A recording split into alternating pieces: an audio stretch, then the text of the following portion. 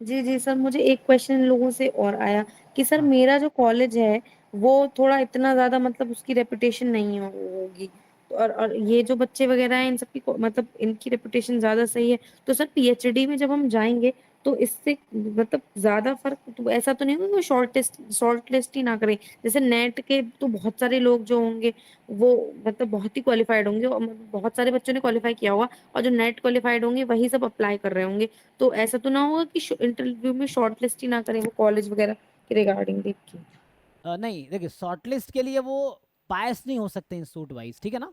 Shortlist के लिए जी, जो क्राइटेरिया है वो है कि एमएससी के मार्क्स प्लस नेट जेआरएफ या गेट का रैंक, ठीक है। तो आपका डिसेंट रैंक है, मतलब वो ये नहीं देखेंगे किस यूनिवर्सिटी से आपने एमएससी किया, वो इसके बेसिस पे कोई जजमेंट नहीं देंगे। वो जज करेंगे इस बेसिस पे आप एमएससी में मार्क्स कितना है, वो ये जज करेंगे आपका गेट में रैंक कितना है या नेट में रैंक कितना है, इस पे जज करेंगे वो, ठीक है। और अच्छा। होता क्या, आप ये देखो कि आपके जहाँ से आप एमएससी करने जा रहे हो, इससे पहले जी, जो बच्चे एमएससी किए वो क्या कर रहे हैं, तो आपको इससे भी पता चल जाएगा आप कहाँ जा सकते हो। यू माइट बी एक्सेप्शनल कि आप उनसे बहुत बेटर कर सकते हो, ये पॉसिबिलिटी है। बट ऑन एन जी। एवरेज आप ये देख सकते हो कि आपके सीनियर लोगों ने क्या किया, क्योंकि माहौल कई बार चीज़ों को बदल देता है कि आपके अंदर बहुत हुँ, पोटेंशियल है, आप ऐसी जगह चले गए जहाँ माहौल बहुत ख़राब है, वहाँ कोई पढ़ ही नहीं रहा, किसी को कोई मतलब ही नहीं पढ़ाई से, ना पढ़ाई हो रही है, ना बच्चे पढ़ रहे हैं, ना टीचर पढ़ा रहे हैं। तो उस जगह चाहिए जाके आप भी उसी माहौल में 2 साल में ढल जाओगे, जब निकलोगे तो आप भी मतलब बहुत ज़्यादा प्रोडक्टिव प्रोडक्टिव नहीं रहोगे। तो ये भी आपको देखना है क्या वहाँ माहौल प्रोडक्टिव है। देखो कई बार लोग सैक्रिफाइस करते हैं सालों का, मैंने खुद, जैसे मेरा पीएचडी में जब एडमिशन नहीं हो रहा था आईआईटीज़ में, तो मैंने कहीं स्टेट यूनिवर्सिटी इन समय एडमिशन नहीं लिया, क्योंकि मेरा उस तरह एटीट्यूड था कि मैंने 2 3 4 साल इवन खराब किए मैंने, लेकिन मैंने पीएचडी आईआईटी से ही किया। मैंने 2 बार एमएससी करना पड़ा, मैंने 2 बार एमएससी किया। लेकिन मतलब इस तरह का अपना एटीट्यूड आपको डिपेंड करता है कि आप अपने आप को फ्यूचर में कैसा देख रहे हो, है ना। सो मतलब मैं जो ऐसा था कि मुझे था कि 3 4 साल खराब करूंगा, लेकिन मैं अगले 40 50 साल अच्छा से बिताऊंगा, ये वाला मेरा पर्पस था। तो मैंने साल बहुत खराब किए, मैंने 4 साल अराउंड खराब किए इन बीच में, 2 बार एमएससी किया, 2 साल वहाँ गया, फिर 2 3 साल का 2 साल का मेरा ड्रॉप है। तो इस तरह का है, तो उससे कोई दिक्कत, लेकिन अभी मुझे ठीक लगता है, चलो अच्छी तरह सेट हो गए।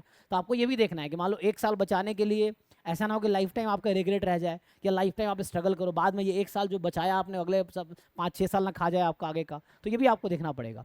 नहीं सर, तो मेरा बस यही था कि जैसे आप बोल रहे हैं कि अब 2-3 साल का ड्रॉप लिया, तो कि मतलब अच्छे यूनिवर्सिटी में, तो मेरा ये मतलब ये है कि अगर मैं यहाँ से करके और नेट बट मेन चीज़ तो नेट और जेआरएफ ही है ना, हाँ तो मतलब मेन जो लॉन्ग टर्म की सोचो, अगर उससे कुछ अफ़ेक्ट पड़ा, जैसे फॉर एग्ज़ाम्पल मैं 1 साल अपना देके दिल्ली यूनिवर्सिटी जा रही हूँ, तो इससे अगर कुछ टैग में कुछ हेल्प कर रहा हो, तो मैं साल दूँ और अगर जैसे मुझे साल देने में कोई प्रॉब्लम नहीं है और अगर आप जो मेन चीज़ कह रहे हैं कन्वर्ट करने में नेट और जेआरएफ की मतलब मार्क्स और प्लस हमारे एमएससी में मार्क्स, तो मैं वो 1 साल जो वहाँ खराब कर रही हूँ, उससे अच्छा मैं अपने नेट और जेआरएफ की रैंक इम्प्रूव कर लूँ और हाँ। फिर क्या बोलते हैं, मैं एमएससी में मार्क्स साथ के साथ अच्छे लाऊँ। तो अगर वही चीज़ें अगर कन्वर्ट करने में हेल्प कर रही हैं, तो मैं अपना उधर टाइम क्यों दूँ? मतलब वो चीज़ मैं पूछ रही हूँ कि अगर इससे कोई फ़र्क पड़ेगा या नहीं पड़ेगा? मेरा बस यही था। यूनिवर्सिटी से, जैसे यूनिवर्सिटी के नाम से कोई फर्क नहीं पड़ेगा, फिर कह रहा हूँ, जैसे आप कहीं अप्लाई करोगे ना पीएचडी के लिए, तो ये नहीं हुँ, देखेंगे आपने किन यूनिवर्सिटी से एमएससी किया है। अगर वो देख रहे हैं किससे किया, तब भी उस पर उनको कुछ नहीं कर सकते वो, क्योंकि इंपॉर्टेंट आपके मार्क्स हैं, रैंक है, ठीक।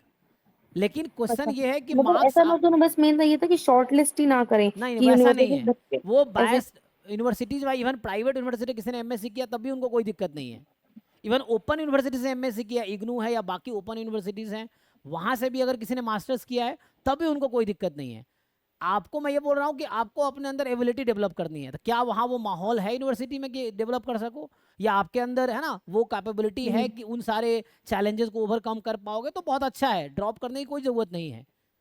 क्योंकि at the end okay. DU से भी 1 साल खराब करके एमएससी करोगे, तो आप वहीं वहीं खड़े रहोगे जहां से यहाँ से एमएससी करके जाओगे, कोई बहुत ज़्यादा बेनिफिट नहीं है, खड़े आप सेम जगह रहोगे। लेकिन क्वेश्चन ये है कि जो डीयू आपको 2 साल में देगा, क्या वो आपकी यूनिवर्सिटी दे पाएगा, क्या आप उतना डेवलप कर पाएंगे, ये आपको डिसाइड करना है। और ये पर्सनल है, इट्स नॉट लाइक कोई डीयू में चला गया तो बहुत अच्छा कर ही जाएगा, डीयू से करके बच्चा कुछ नहीं कर रहा है, ऐसे बहुत सारे बच्चे हैं। तो इट्स नॉट लाइक कि वहाँ चला, आईआईटी से भी करे कुछ लोग कुछ नहीं कर रहे हैं। सो ये पर्सनल आपका हार्डवर्क एम्बिशन, ये आपके ऊपर है कि आप इन 2 साल में कितना अच्छा एफर्ट्स कर रहे हो। So if you are taking admission जहाँ आप अभी ले रहे हो, ये अच्छा है, इसमें कोई दिक्कत नहीं है, यूनिवर्सिटीज़ की मतलब कोई डिफरेंस क्रिएट नहीं होगा यूनिवर्सिटी के नाम से, सिर्फ डिफरेंस क्रिएट होगा आपकी एबिलिटी से, ये क्वेश्चन है, ठीक है ना।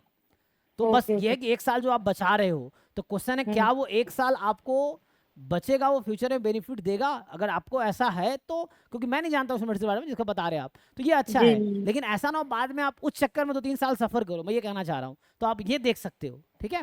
Okay okay. तो अगर आप तो जैसे मतलब आप सिर्फ सोच रहे हो नेट और जेआरएफ की रैंक ही हाँ देखेंगे, मतलब कि एग्जैक्टली रैंक रैंक की आपके मार्क्स मार्क्स कितने हैं। एमएससी के। कई जगह जब जैसे मान लो आईआईटी दिल्ली ही है, तो वहाँ जी। जनरली वो शॉर्टलिस्ट उन्हीं बच्चों को करते हैं जिनके एमएससी में 8+ सीजीपीए है, या ओके ओके। 7.5+, मतलब मार्क्स में बोलूँ तो जिनके हम्म। 75 या 80% से ज़्यादा है एमएससी में, उनको ही वो जी। इंटरव्यू के लिए बुलाएगी एमएससी में आईआईटी ओके दिल्ली। तो वहाँ ओके आप अगर ओके। आपके मार्क्स उतने नहीं तो आप वहाँ खत्म हो जाओगे।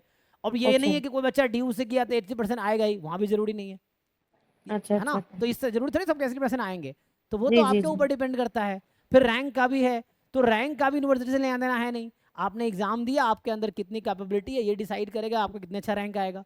आपने कितनी अच्छी अच्छा। तैयारी की है इस पर डिपेंड करेगा आपका कितना अच्छा रैंक आएगा। तो ओके। आप अपनी फिर आपकी यूनिवर्सिटी से नॉलेज मेहनत कर मैटर सकते हैं। करती है। हाँ, तो यूनिवर्सिटी से कोई दिक्कत है, शॉर्टलिस्ट जो आप कह रहे हैं कि ऐसा नहीं शॉर्टलिस्ट नहीं होगा, तो ऐसा नहीं होगा, क्योंकि कोई भी लोग जो काम कर रहे हैं वो यूनिवर्सिटी रूल के हिसाब से कर रहे हैं। तो रूल में क्राइटेरिया जो आता है, एडवर्टाइजमेंट जब आता है, क्राइटेरिया में ये रहता है कि एमएससी में कम से कम 65% मार्क्स होने चाहिए, रैंक कम से कम इतना होना चाहिए, या गेट स्कोर या नेट इतना होना चाहिए। इस तरह से कुछ क्राइटेरिया रहता है। तो आपको अपने नॉलेज बिल्ड करना है अच्छा से, एमएससी में अच्छा मार्क्स लाने की कोशिश करना है, गेट नेट में अच्छे रैंक लाने का ट्राई करना है। और आप जो साल नहीं खराब कर, इवन आप एमएससी के दौरान ये कर लोगे तो वो साल भी आपका बच जाएगा। तो उसका फ्यूचर में आप सीधा वहाँ से आप आईआईटी चले जाओ, दिल्ली यूनिवर्सिटी चले जाओ, बीएचयू चले जाओ, है ना। तो वहाँ से एमएससी कर लो, जी कोई जी। दिक्कत नहीं है। तो ओके आप ओके, जो करने थैंक जा यू रहे हो सो वो भी अच्छा मच। डिसीजन है, लेकिन आपको थोड़ा हार्ड वर्क करना पड़ेगा, मैं ये कह रहा हूँ, ठीक है। Okay okay. Hmm, thank you. जी थैंक यू।